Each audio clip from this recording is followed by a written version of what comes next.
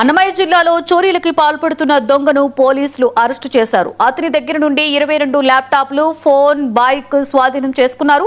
కేసుకు సంబంధించిన వివరాలను ఎస్పీ ధీరజ్ కనుబిల్లి వివరించారు. గుర్రంకొండ మండలం దిగువ సరిమడుగుకు చెందిన తోట నరేష్ చెడు వ్యసనాలకి అలవాటు పడి 2 ఏళ్లుగా చోరీలకు పాల్పడుతున్నాడని చెప్పారు.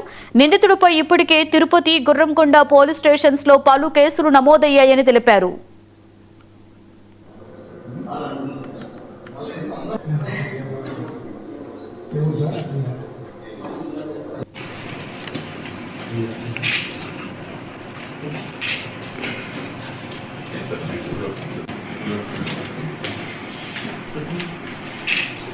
ఒక మహిళని ఆపి కత్తితో బెదిరించి ఆమె దగ్గర నుండి ల్యాప్టాప్ అది దొంగలించడానికి ట్రై చేసిన ఒక ఇన్సిడెంట్ రిపోర్ట్ అయింది. ఆ మేరకు మనం వర్కౌట్ చేసి ఒక నరేష్ అనే వ్యక్తిని మనం పట్టుకోవడం జరిగింది. వేరియస్ సీసీటీవీ ఫుటేజెస్, తర్వాత టవర్ డంప్ అనాలిసిస్ ఇవన్నీ చేసిన తర్వాత ఇతన్ని పట్టుకోవడం జరిగింది.